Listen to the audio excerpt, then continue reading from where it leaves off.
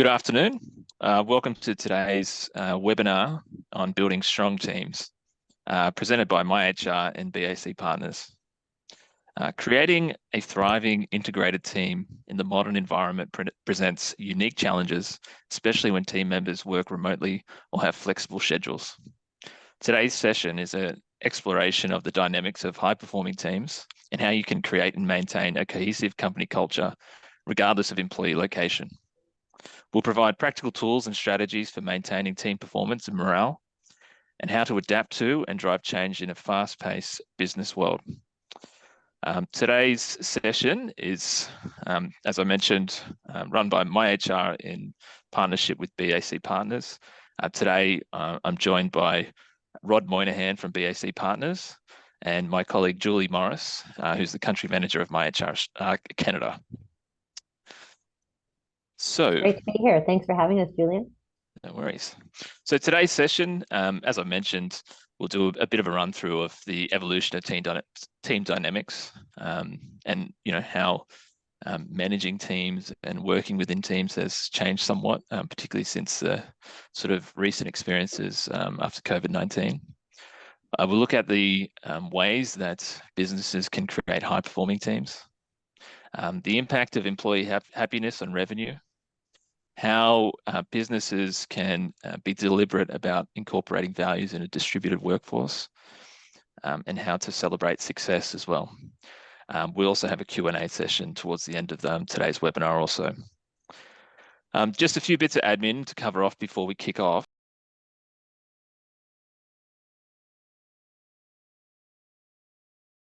You to participate in those also. The recording will be available afterwards on the MyHR website, as well as various other forums. So any questions that you ask, please feel free to ask those, but just be mindful of only including information that you're happy to be shared. And yeah, just if anyone does have a question, you can send that through the Q&A or the chat function. Feel free to send them throughout. I'll be monitoring those, but we will also have a specific session at the end of the webinar also. All right, so just a little bit about MyHR. Basically, MyHR was established in New Zealand in 2013. Basically, it's the HR department for businesses that don't have one. So we have an HR platform. Basically, it's service-enabled tech. So, providing various HR functions from onboarding through to document storage, document production, managing performance reviews, leave management, and so on and so forth. But the real value behind our services is the people. So we've got an HR team. They're delivering services through our advisory function and admin functions as well. So our app is powered by HR experts. So it's really an all-in-one platform designed specifically for SMEs. Rod, do you want to tell us a little bit about your background and also about BAC Partners? Sure, great. Thanks to be here. And unashamedly, we are a MyHR customer and have been for a very, very long time. But BAC is a purpose-built revenue operations and go-to-market transformation consulting firm, specialising in helping organisations unify people through process and technology, but focus very much in the domain around marketing, sales, customer service, and support. We do this through very, very highly capable people with industry and domain experience there, but then associate ourselves with technology partners that bring that end state to life. Prior to this, I was in corporate world for 25 years, and I wouldn't say I saw the light, but I certainly saw an opportunity to take the best of everything I'd learnt, either working in various technology companies and consulting services company, and aggregate this into what I'd call a low-code, no-code consulting business. We've grown organically over the last 3.5 years to just over 20 experienced consultants, and very much focused on transforming mid-market and enterprise customers. Again, prior to this, I led a number of key businesses in Australia, from the mid-market and channel business at SAP through to establishing Accenture's cloud practice here. And just prior to coming into BAC, established and scaled and grew a software company called Zendesk over 3.5 years as the regional vice president. So a little bit of experience outside just BAC around the topic we're talking about today. Yeah, great. No, it sounds like you've got lots of experience to talk about when it comes to building and managing teams. Hey, Julie, maybe if you could talk us through a bit of your experience as well prior to coming on board with MyHR. Yeah, absolutely. I'm jumping into the webinar as a bit of a last minute invite. So thank you both for having me. I'm really passionate about teamwork. My experience is in about 20 years as a director of HR, so mostly inside organizations. I just moved to help MyHR launch in Canada. So I'm currently visiting New Zealand right now. So took the opportunity working in face to face with Julian. So we had the opportunity to jump on this call together. So my experience really comes from in-house, different size organizations, some tourism, some manufacturing, really thinking about all things team related, particularly the hybrid model, and have done lots of leadership training throughout my time. So really happy to be here today. Yeah, and it's sort of a funny coincidence, right, Julie? Like, we're just both in Auckland at the same time for a team thing and just chatting about it last night, and you were sort of sharing your experience, and we're happy to jump on the webinar. So thank you so much for joining Great us. to be here. Yeah, fantastic. Now, we're going to start off with a poll. So I am just going to share, I'm just going to launch a poll now, and just confirming Julie and Rod, you guys can see that. Yep, cool. So I'll just give it a couple of moments. If people just want to respond to that, I can see responses coming through.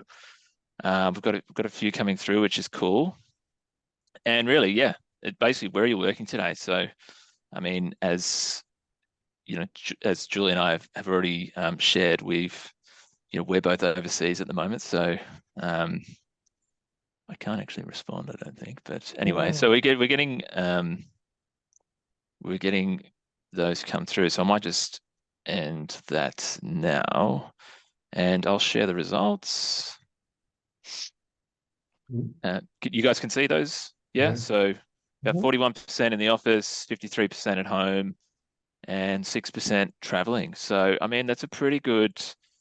It's a pretty good breakdown, really. I mean, particularly the sort of office home dynamic and very much of our times. So, I mean, we thought it would just be a good way of just, introducing the topic, really. I mean, talking about teams and the evolution of team dynamics. And obviously that's very different to an environment even, 10 years ago, 20 years ago or whatever, where really to manage a team, to work, was highly reliant on you all being in the one place. So we'll have a few more polls throughout, but that's just a good starter. So might just jump in we've sort of covered the admin side of things. So keen to really jump into this conversation with you both. So evolution of team dynamics. So maybe Rod, I might start with you. How have you seen team dynamics evolve over your career? Yeah, look, I think prior to coming onto the call here today, we were discussing this first topic, and I'll start by saying I don't think I've ever seen such a rapid shift in workforce and team dynamics than I have since COVID kicked in 2020, and how quickly that rapid shift has normalised the way that organisations think about their workforce and think about their teammates. And so I think the biggest shift that I have seen as a leader was three big shifts. The first one, and depending on what sort of leadership style you are, the first one that I think has had the greatest impact is the ability to kind of manage a team in a situational sense. That being that you're in the same room or you're in the same building all the time, and you get to observe softer characteristics of how the team are operating, or you get incremental opportunities to participate in things because you're simply present, or you get an opportunity to have an informal conversation, or you get an opportunity to observe something that you think you should inject yourself into. Those sort of situational elements have now been removed, and we're in a far more structured way of working than an unstructured way of working. We've always had both, but now I think we've shifted heavily across to the second point, which I think is structured working, meaning that most of what we do now is a calendar entry or a structured meeting or a structured catch-up. And the third biggest one that I see is just people dynamics, and how people actually build off each other or grow, and the energy grows off each other when we're in the same place. So for me, they're the big three, that, situational learning and situational informal learning. Number two, the ability to have to now move to structured. And then the third one is just the energy levels and the participation and how you build that energy. Yeah, nice. That's a really good breakdown, a really good summary there, Rod. So Julie, I mean, obviously, and we've already touched on, lots has changed. Lots has particularly changed in the last sort of 4 or 5 years, particularly with COVID. I suppose in some ways things have stayed the same though in terms of managing teams. What do you find to be the fundamentals of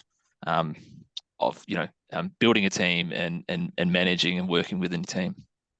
Yeah, I think that's a really good point. There has a lot that has shifted, but the fundamentals of actually how you connect with a team and how you manage a team have really stayed the same. And I think about, a really old model, which is like the stages of team development, right? That forming, storming, norming, and performing, right? That we go through these stages of team development. And one thing I've really noticed is that with a more remote kind of workforce or people in and out, it does take longer to get through some of those stages, and you have to be a little bit more focused on building that connection and helping people get to know each other. I think one of the most important parts about team development is the connection that team members have with their manager, right? And super easy. It was easier, much easier to do it, like Rod said, when you're walking past someone and when you're sitting down with them and having lunch with them.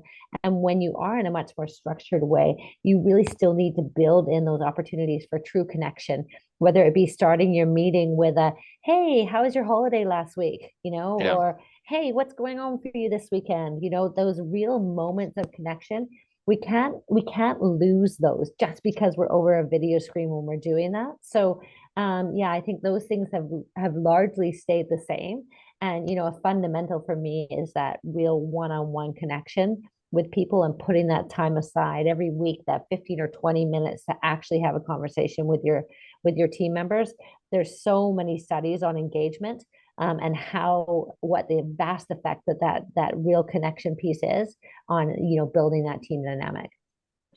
Yeah, it feels like it's the same. In some ways it's the same, but it's really, you have to be far more sort of deliberate and intentional as to how you go about it, rather than just relying on building those relationships and connections, because you're sort of sitting next to the person, or you're in the sort of lunchroom together, or that sort of thing. Yeah. Rod, I suppose from a business standpoint, and reading up prior to this on leadership and teams and that sort of thing, a common theme that came through for me was like having a shared mindset, a common identity within a team. I mean, how do you sort of foster that with a distributed workforce? Yeah, so I think, as you were just talking, Julia, I was reflecting on a word kept coming to mind for me, which is the word of community. And if you have a mindset that your organization is a community, community usually have aligned values and visions and have almost a mateship componentry to it, where we're all fighting for the same thing. And I think that that concept of community, and you hit it before, the leadership rules don't change, it's how you do it and the time it takes to do it. And so I think if you from a business standpoint, if your objective remains the same, that you want an integrated, connected community of people who feel inspired behind what they're doing, individually or collectively, you still are driven by that objective. So from a business standpoint, I think it's about ensuring you keep the common objective, but you share that is your common objective, despite the fact we are a distributed, discrete workforce. As a consulting company, I think for us, which is really interesting, we polled our team, as we emerged out of COVID, and said, for example, we got an office in Melbourne. We have no office in Sydney, which is odd because 70% of my people are located in Sydney. And I polled the team and said, who wants an office? And everyone said, no, we're completely happy working at home. And so that for me, and we kept polling that to see how people thought about it. And for me, from a business standpoint, that was really interesting, because I had kind of thought as we came out of COVID, everyone would want to get back into that community. But I think because we worked so hard through COVID to build our community and create an identity that people felt proud around and felt like they were understood, heard, and their values were aligned to what we were doing, they didn't feel a need to physically extend that.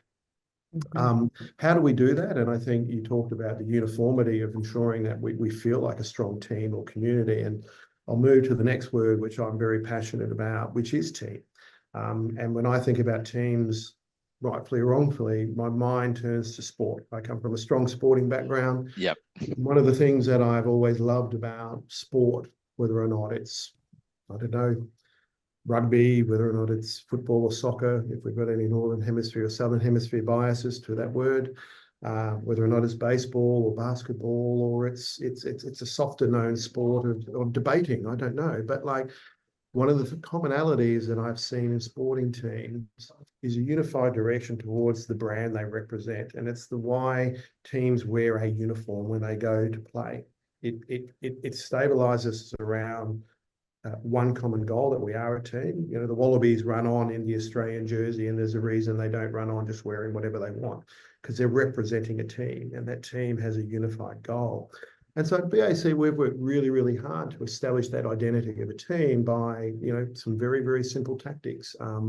I'm sitting here today in a T-shirt and a background that represents our business. This is mandatory in our organisation, and people are connected to why it's mandatory, because they're proud of the uniform that we wear, and they're proud of the brand that we represent, because our values mean something. We don't need to be in a room to uphold that. But when we are on a screen and we see that, and we can see our brand and we can see what we stand for, it does lift our team and gives us a sense of pride. And so we are a team running on the field every day in the same uniform and unified around our 4 key values and the behaviours that uphold those values. That's one, I guess, one hack that we've established. And because we hire for capability, not location, that's also super important, that from day one, everyone gets swag no matter where they go, but we go over the top on swag. And it's so when people are at home, they feel that they're constantly in a world that's surrounded by our branding, whether or not it's another hoodie, it's a drink bottle, it's something like that. But we celebrate this. We celebrate our identity and our uniform all the time, and our team are dreadfully proud of it. To the extent if someone gets on a meeting and they don't have our T-shirt or something on, you know, there's a jar that goes into the Christmas fund at the end of the year for, you know, you're fined. And people laugh about it. It doesn't feel like they're being policed, because everyone's proud.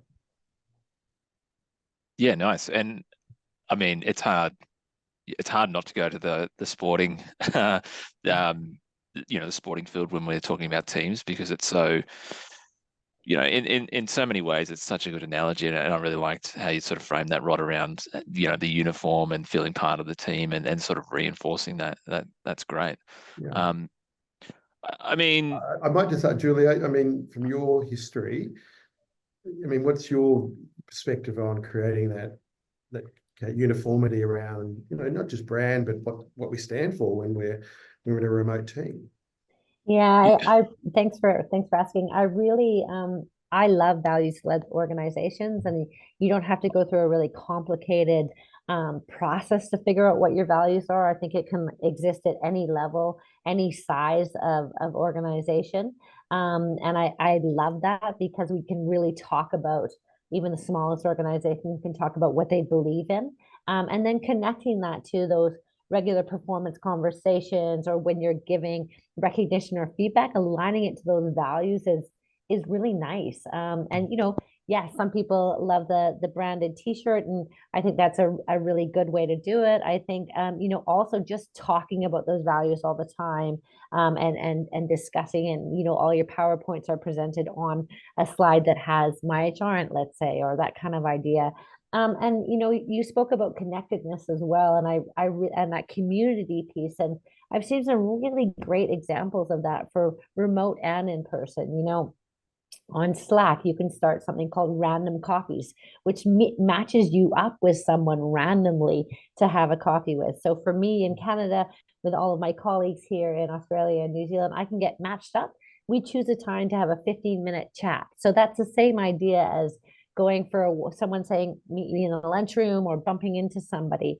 You know, one thing I see on the Slack board with the development team here is I see a thing posted in the morning that says, what's your mood today? And people post like how they're feeling today.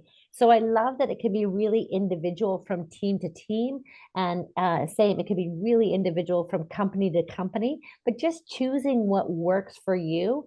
And all of those activities, whether it be the t-shirt, whether it be, that connection on Slack, all of those activities really build community and build like a connection to your day-to-day work. It's a long week, 40 hours is long, right?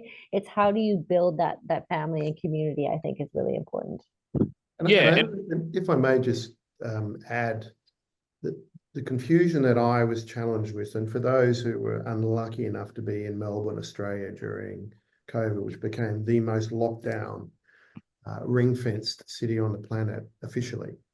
The bit that I was challenged with as a leader with my team, and I felt it myself working from home for, over 14, 15 months, forced to work from home, was I'd lost that sense of what I call the places in your life. And what I mean by that is we always had the home place, we had the workplace, and then we had that other place, whether it's the coffee shop that you stop at on the way home, or the gym, or dare say you go to a bar and have a beer after, whatever it might be. All of a sudden, our three places were one place. They were stacked on top of each other, and it was very confusing to actually establish what place you were in, given what you were doing. And so I was challenged by establishing a mindset that allowed me and allowed my team to jump into those places, even though they were physically in one place. And again, maybe just going back to that mindset conversation around how do you balance people when their one place is stacked all the time. And for me, maybe it's an analogy that resonates with people, but I started thinking about those who were in, not that I have any support of anything to do with war or anything, but I just started thinking about the military, and I started thinking about police officers and people in first line of defense who were ambulance drivers, and they all wore a uniform, but when they put that uniform on, their role changed. And then when they got home, they took that uniform off and they could be in a different place. And so again, for me, as silly as the t-shirt analogy might sound, is I thought it could allow people to swap in and out of that place emotionally. I put this on, oh yeah, I now know I'm working for BAC or I'm representing BAC. I take it off, I'm now in my social place and I'll get my work-life balance mentality right. And it was kind of as I was thinking about it. Yeah. I like that. Yeah, I like that. And Rod, I guess this is probably something, where you've got to now with BAC Partners is something that you've developed across time, right? Like some of this stuff does take a bit of trial and error. And COVID was probably pretty good in some ways, that it sort of forced a lot of businesses to sort of jump in and try something a little bit different. But I mean, when you're recruiting your team, I mean, you mentioned before that you hire for capability, not location. Is there anything specific that you look for in people when you're recruiting your team? Not really. I think we are. This is probably more of a hiring conversation than a unifying performance team conversation. But the hiring process does inject the right culture or person into that high performance.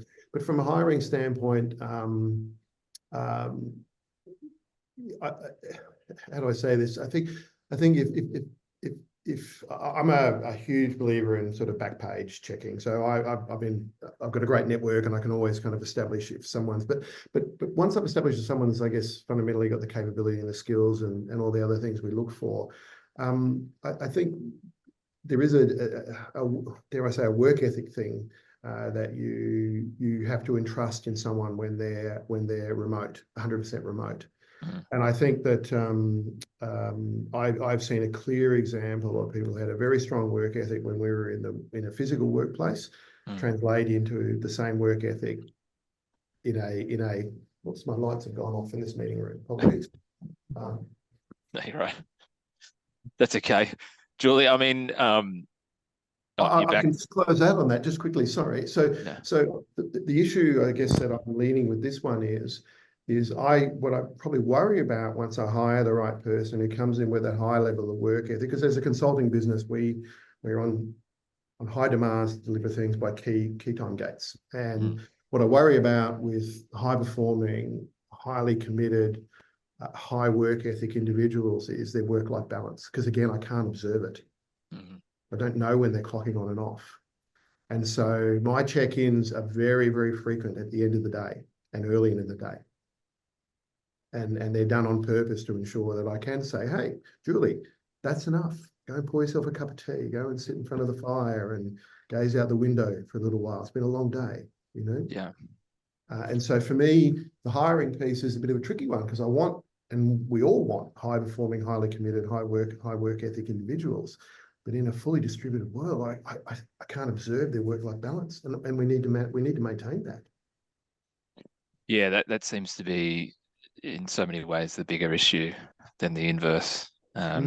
Is like getting people to actually switch off and understand that they probably could, the nature of the modern workplace or modern work is you probably could keep going for every hour of the day if you really wanted to, but really, But I am pleased to say that I think the self-management of this is pretty good for most people. Yeah. And is that like a cultural thing? And I suppose, leadership seems to be really important with this sort of stuff, right? So that would be something I'd imagine you need to reinforce from a leadership standpoint, right? Yeah, I mean, you lead by example. I mean, if people see me online 14 hours a day, that's probably not a great thing. And there are obviously running a small business and being accountable to it. You ultimately have a lot of hats, which means you do a lot of after hours work, which is usually admin related. But I talk to the team about that on a very regular basis and say that, my expectation is you're not online when I am. That's just not required. But it's a different level. It's just a different level of accountability. But Julie, you've just heard what I said. I'd be interested in your views on how you've seen that maintain work-life balance in a world where high-performing people tend to, just because they're in the one place and it's very accessible all the time. Yeah, I think it's really interesting. We used to manage people by how long they were at their desks for, right? And what time they got there and what time they left. And I think, this idea of what are we trying to achieve is so much more, it's so much more prevalent now. It's so much more important now, being really clear on what is the objective, what does success look like, and then managing around that, right? Not every industry has this opportunity, but I want my people to have enough flexibility that they, if they have to work extra hard one day and we'll say a little bit longer, they have that opportunity to take that time back. Right. And it's a bit more fluid and flexible because fortunately I'm hiring, professionals that and we're focusing on what needs to be done, not on what hours, like exactly the hours that you'll be there from 9 to 5. So it can be a slippery slope, right? We don't want people working, like you said, in the evenings and whatnot, but it really is about output. And it's taken us a long time to get here. And I think that COVID helped us get here. I think it would have taken us an additional 20 years to get here because that idea of people working from home was really foreign. And there was all that pushback around, well, how will I know if they're working, right? There was huge conversations about that. How will I know if they're working? And then all of a sudden, everyone got sent home and the work had to continue. So it was a massive blessing. And that we forwarded that conversation. And now we have the opportunity to really manage by output and versus managing by time in your seat. And it takes more skill as a manager. Absolutely takes more skill as a manager and being clear on what are you trying to get at. My manager is here in New Zealand. I'm in Canada, right? We are, and we're focused on what are the objectives? What am I trying to achieve? Yeah. We've I guess as an organization, and I think some of these initiatives are easier when you're smaller than perhaps, I don't know how the audience, how big the companies are they work in, but we very much have moved to manage by output. We are a timesheeted business as a consulting business, but we run no timesheet dashboards, for example. So it used to be a point of time in a consulting business, you would run timesheets and utilization reports every day.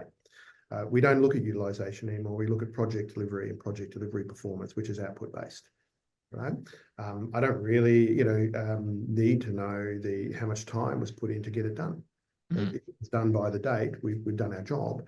But what I was going to say is we went on what we call an automate everything journey over the last 3 months, which is to create data points for people to self-manage rather than the business managing them. And again, that is about putting the hands of control in a remote world back in your hands, so you have all the data points you know to do your job. A couple of other smaller things we've done around work-life balance, which has been interesting, a bit of a play on the words BAC back, if you just say it like that, is we've introduced sort of back down days. So, and which could be tools down, or so if the last Friday of every month, it's back down from lunchtime onwards. And if you are working, you usually get a call from me saying, "Hey, back down." And so, you know, that adds an extra 6 days leave a year, unpaid leave to my team. So we also have back together days, BAC. Everything's got a play on it. Back together days is when we all get together in Sydney. Everyone flies in and we just hang out and have fun. Right? It's as simple as that. We might do a little bit of work, but it's usually, and then we have back on board days, which is where we everyone gets a lunch voucher. It's tools down for work. We get online. You get your Uber Eats, and we just talk about what we're doing personally, how your kids are going, and just build that humanistic aspect to our business rather than just always being professional. But my team also build their own little individual communities around each other. You talk about Slack. I know there's dozens of little Slack groups and communities talking about things, which is great. Yeah, nice. Nice. Okay, moving on. So we've just got some information on screen now just around employee happiness. I think we were sort of putting this together based off the back of a recent study. But, you know, I think, you know, we've touched on some of this already, but, you know, sort of research, you know, consistently shows that, you know, happy employees are more productive, creative, and less likely to leave their jobs at the end of the day. And so in an era where talent retention and innovation are paramount, the importance of happiness really can't be understated. I mean, we see some of the benefits just on screen there, sort of lower turnover, impacts or positive impact on customers as well, leading to happier customers, fewer sick days, increased productivity, and that sort of thing. It still seems to me, though, that, you know, there's a lot more that could be done from a lot of employers around investing in their employees' well-being and happiness. And so it still is a little bit underdone, I think. Julie, has that been your experience, and why do you think that's the case? Yeah, I think sometimes we think about like programs for happiness, right? If we give everybody a lunch, that will be great, or if we give them a gym membership, that will be great, or if we make sure that their health benefits are good, or that we increase their salary, that will be really helpful. And all the research really talks about is that happiness in your workplace largely comes from engagement with your manager, engagement with your coworkers, and purpose. So mastery, purpose, and autonomy. So those are actually 3 key pieces that drive happiness in the workplace. And I think that the modern, you know, challenge in leadership is allowing for that sense of purpose to filter through to your employees, making sure that they have the opportunity to work on projects that are meaningful, and that they're getting that really regular feedback. So all those other perks and benefits are great, and they are necessary and they're helpful. But the real pieces, and this is old research, but I think it really holds true and is kind of coming back more and more, is that when we're engaged in our work, we feel like the work we do makes a difference and has an impact on things. The happiness is much easier to find in the workplace. Yeah, and I think our CEO Jason, he's constantly talking about the SME advantage, and I think that flows on to engagement and purpose. When you're sort of, you know, at the sort of smaller end of things, you can really create that sense of purpose and engagement with staff, and employees can see the impact of their work. And I know myself, you know, working with SMEs as well from an HR standpoint, really, you can see in real time the benefits from the advice and the services you provide. Whereas if you're in like a large HR department in a multinational or whatever, sometimes you don't really see, you know, the output from your work, I suppose. So I would really agree with you there, Julian, that you know, when we have that opportunity, and I'm sure the same is true for you, Rob, when you have that opportunity to really help clients move something forward. The purpose piece is huge. Like I believe really strongly in great HR, right? So every day that I get to provide great HR to people is a good day. And I think the same is true when you can connect your employees to that same purpose. Yeah. Rod, how do you go about that in terms of BAC and creating that sense of purpose within your workforce? I think, I mean, again, I love the Jason's comment around the SME advantage. I mean, we definitely have that because, you know, I intimately know every one of my staff. I intimately know their partners. I know their life status. I know their goals for life.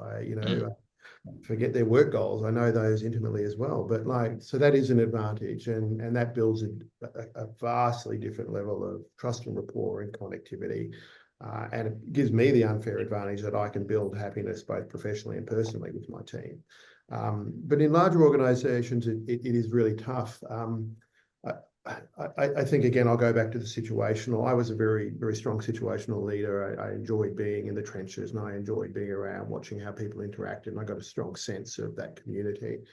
And I, much to possibly my wife's dismay, I was on the road all the time in the remote offices trying to observe that as well.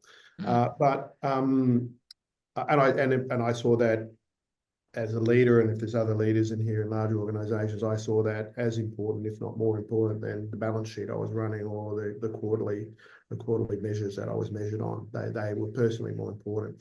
But when thinking about happiness, it's interesting in the current world now, and I don't know, Julie, if you have any stats on this, but are people happier now in a remote world than they were in an office world? Because I'm sure there is a very distinct group of people who are really happy now not having to kind of be someone else in the office, particularly maybe if you're introverted or something like that, that being in the world where you only have to turn it on and off when you're on a Zoom or you're in a meeting gives you that ability to decompress and relax. And then there's others that are highly vibed as extroverts or on the extrovert scale who need that energy, you know. So Yeah.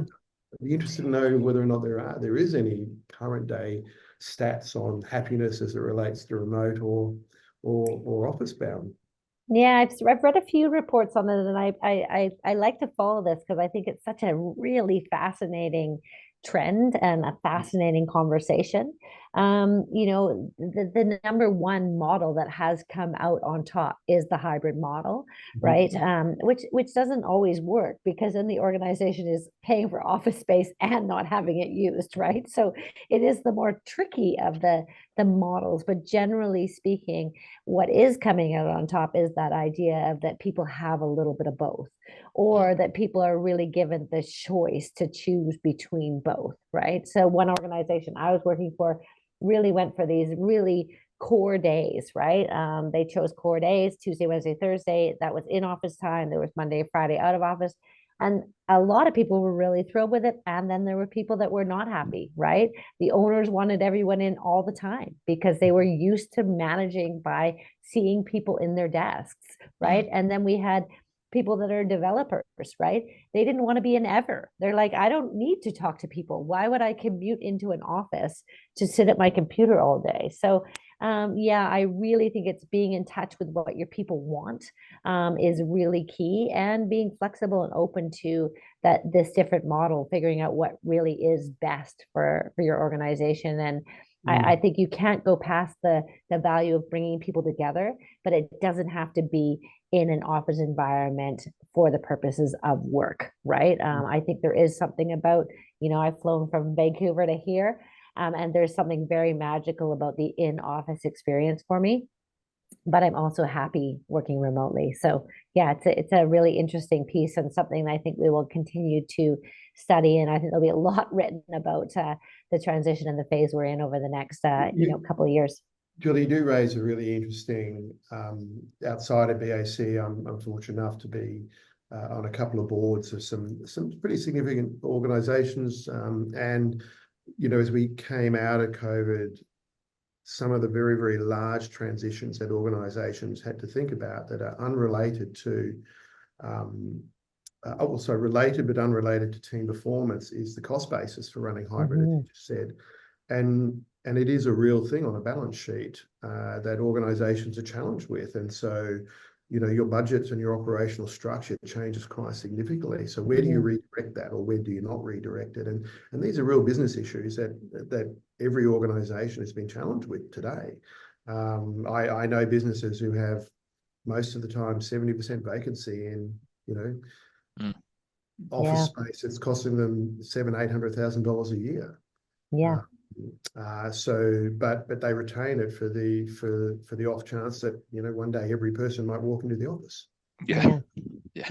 And so there's also a change from an operational mindset around how do you balance giving a great workplace that's hybrid, but also maintain, dare I say, shareholder return. Yeah, absolutely.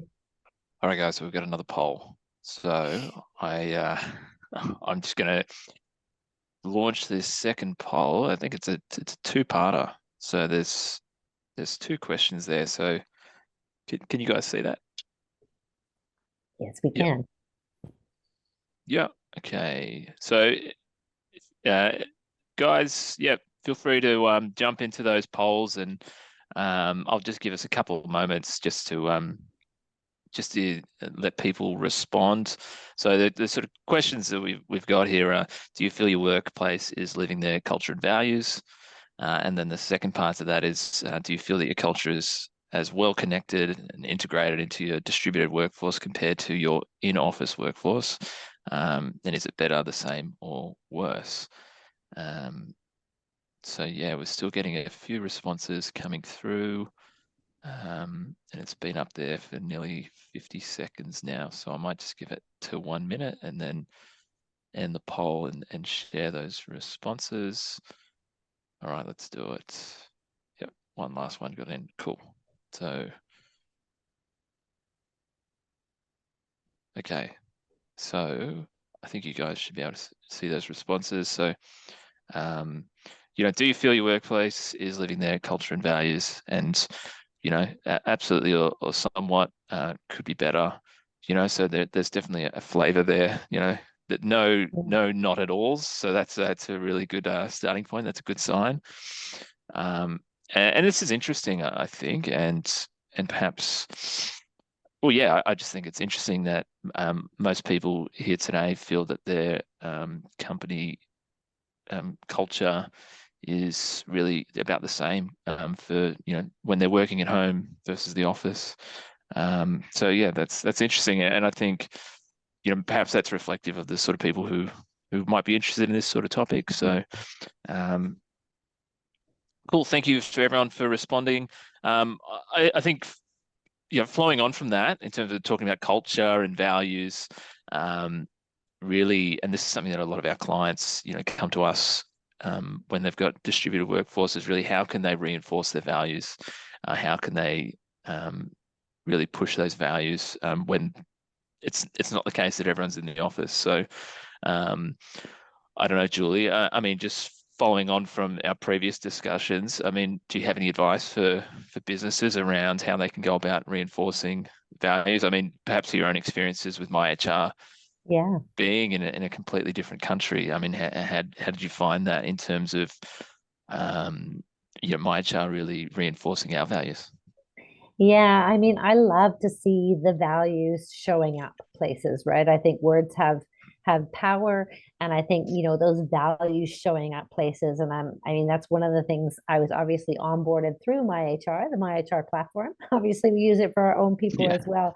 But I really saw it show up in the handbook that I'm signing off on and the policies that I'm signing off on, in those training materials I was given right away in onboarding. I'm seeing those values come through very strongly, and then really seeing them show up regularly in my performance conversations. And when I'm onboarding new businesses into MyHR, and I see those values jump out at me, or I help organizations create those values, that whole piece of like having them show up regularly is really helpful. I just did a piece of work with Scout. They're in Scout Talent. They do some recruiting in Australia. and in Canada, so perfect client for my HR in both places. And we worked on building a career framework which was around their values. So we described what does success look like at every level of the organization based on the values. And so now they're using that through the MyHR performance review platform and really having those conversations. Like we make it easy is one of our values at MyHR, but we describe what does that mean for an admin person? What does making it easy look like for an admin person? All the way up to what is my job as a country manager to make it easy for people. So I just love that, those values shouldn't sit in a book. Even if you don't have them articulated, it's as a leader, it's what you say every day that really brings about the behaviors you're looking for in an organization. Yeah, nice. And we've got a point up there around creativity in incorporating values. And I know, Rod, you've already mentioned, some of the play on words with BAC and back and that sort of thing. And I think you also mentioned previously when we spoke about, I think one of your values is quality everything. And you'd see that as being reinforced in the swag that you issue your staff and, making that quality. Is there anything else that you guys do in terms of reinforcing your company values? Yeah, I guess, running your own business, you're unencumbered by all sorts of other corporate things that are normally thrown on you. So it's one of the beautiful things about that. Look, what I will say is the three directors of our business, when we did a brand and values exercise a year and a half, 2 years ago, the values piece was the most hotly debated and took the longest time to nail. And we brought a third party in to support us because it was just messy trying to work it out ourselves, digesting what we were all thinking. But we started out with that. I mean, I can remember doing a keynote at an offsite once, and I nearly got the hook on the stage. When they pull you off when I opened up, and it was around how do you use culture to drive an outcome in an organisation around great customer experience. That was the topic, and I've been engaged with a fantastic storyteller, and for this audience, I'll give a name if you want to reach out to her, called Bernadette Jiwa, who's based in Australia, and she's done a lot of storytelling for Nike, EA Sports, and things like that. And anyway, Bernadette had established that I, like kind of pushing the barriers of things and being a little bit controversial. So I got on stage with this topic and I said, hey, I don't know about you guys, but I'm not a big fan of the C word. I really love the V word. And everyone sort of cringed, as they heard that. But I still stand by that. And what I mean is, culture to me is an end state that we can stand under an umbrella and it can protect our business if we truly believe it, or it can secure us. But values are what we live every minute, every day. It drives our behavior. And so I'm a much bigger advocate of investing your time and ensuring that your business is linked intimately to your values. And to your point, Julie, I mean, we have value champions each month in our business on our weekly, what we just call stuff meeting. That's all it's called. It's just a stuff meeting. There is no agenda. We just get together and talk. And in that stuff meeting, I can tell you now, invariably, every time one of my staff will call out a value that they saw behaved by one of their teammates. I saw Jess with the most indomitable spirit. She did not let up. She just took this client through this journey. I saw Ben in the most uncomfortable situation with a client telling them the way they were running their customer service support business was rubbish, but he made the uncomfortable comfortable. That's another one of our values, right? And so for us, the C word for us is quality everything. That's the umbrella that we stand under. That's what our clients feel. And I think your culture should be felt by your clients. Your values should be felt by your people. Yeah, nice. Okay, so Julia, I think at MyHR we really talk about having the benefits of good HR practices and really sort of nailing the basics really. A lot of this stuff, having sort of automated onboarding or performance review modules and that sort of thing it hasn't necessarily been an easy thing for SMEs in particular to incorporate into their workforce and their HR processes. So yeah, nailing the basics, good onboarding, good documents, performance reviews, sort of keeping it pretty simple, but having those processes there. In terms of in terms of those processes, is there anything in particular that you think really sort of reinforces the points around, reinforcing values and that sort of thing? Yeah, I think, right off the bat, it gives you a bit of if you do those things right, it gives you a bit of a presence in the employee's mind that you've got things together, that you're serious about their experience, and you're taking their employee experience really to mind and to heart, right? Anyone can sort of hack their way through it, right? You can send some kind of templated performance, agreement. You can kind of go, look, here's an email with some of the stuff that happens. But I find even with, businesses that think maybe they don't need HR because it's professional services and they're like, yeah, our people are all good. You provide that level of really solid and tight and concise HR. It goes, oh, I'm working for a really great organization.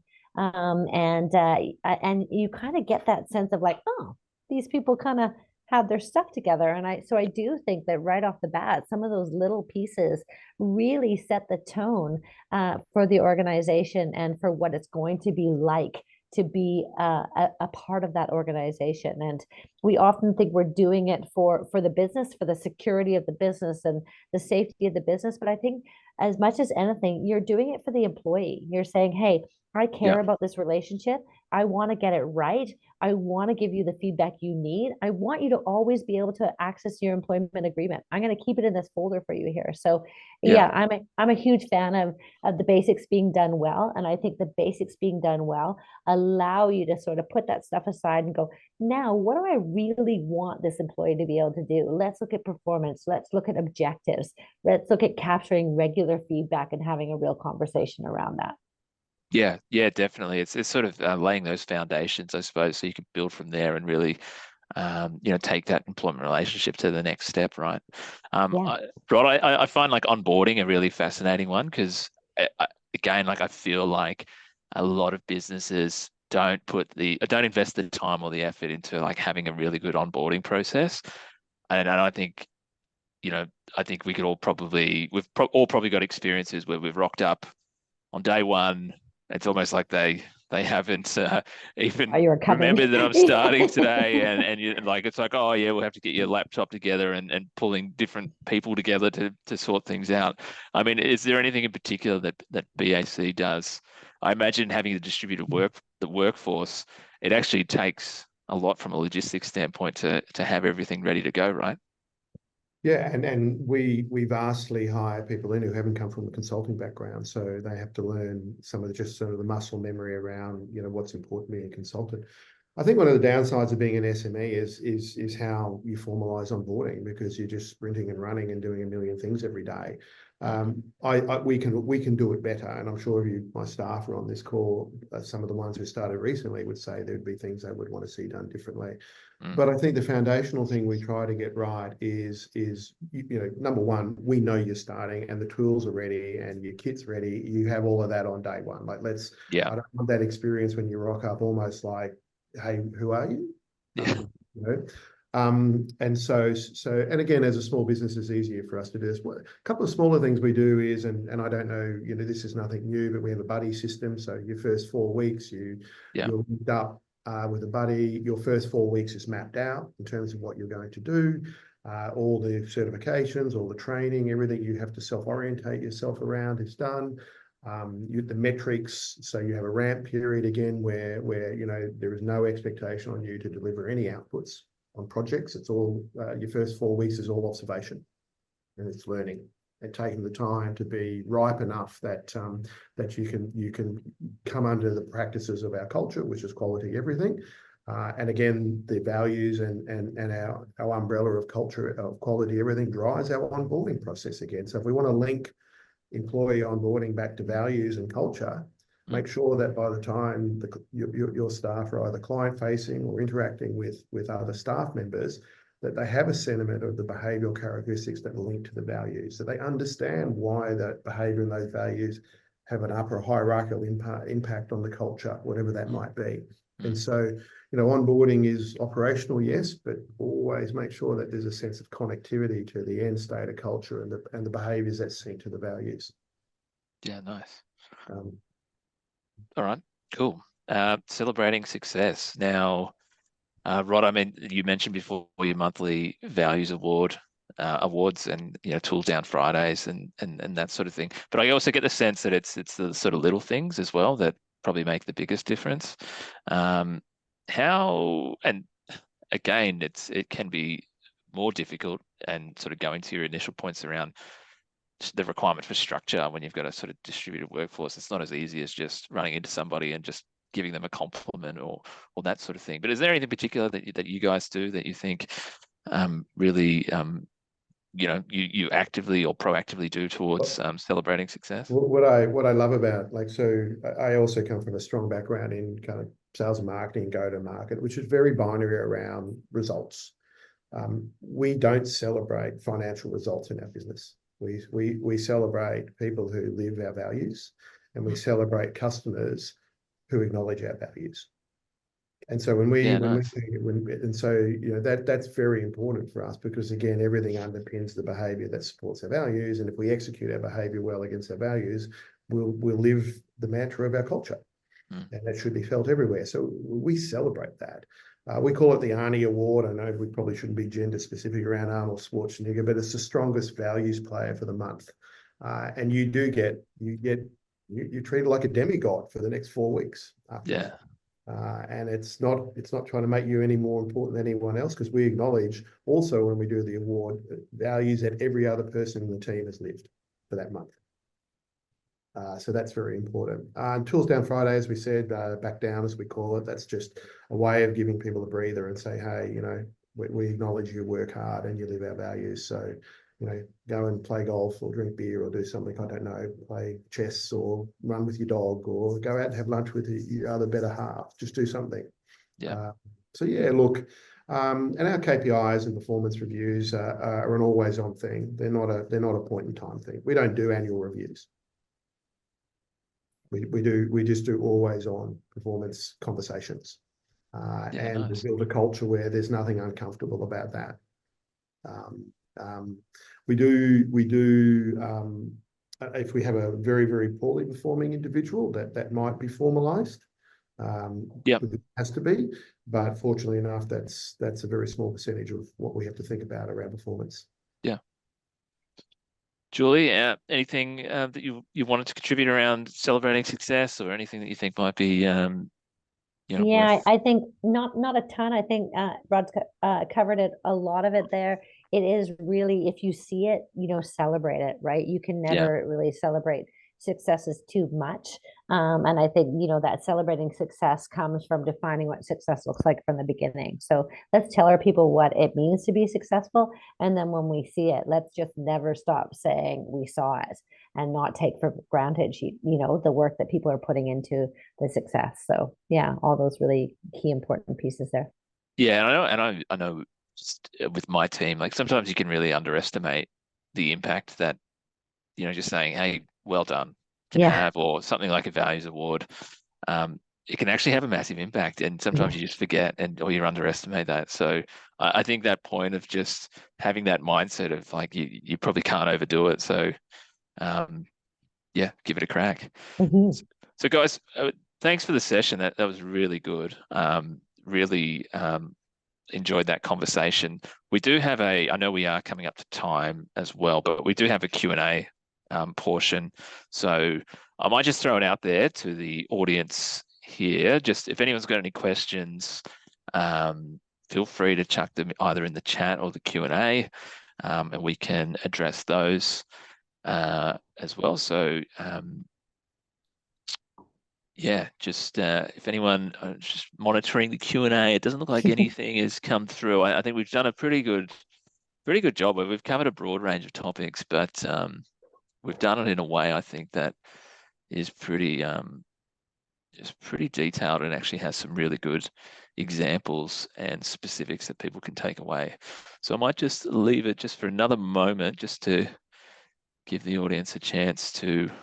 I guess, if I could add a parting remark while we wait for, any questions to come in. I think that, if you're unsure about if something's working for a team member, just ask, have that conversation, be authentic and share what you're up to. Like, I really want us to be working well as a team, and I want to be a great leader to you. So how can I help? And what's working for you and what might not be working for you? So I think creating that open dialogue it's not that easy leading people, right? Yeah. It's easier for us to tell you how to lead people than it is to lead people. It's a challenging role, and I think the best advice I could give would be, ask. If you're not sure if what you're doing is meeting your team members' needs, just ask that question. Yeah, don't be afraid to have the conversation. Absolutely. Well, no questions have come in, so it feels like we've done a pretty good job of covering the topics today, guys. So thank you so much for your time, and thank you everyone for attending today's webinar. Again, this will be available on our website, but thank you, Rod, thank you, Julie, and thanks for everyone for attending. Cheers. Great. Good luck, everyone. Thank you. Good Thank night. you.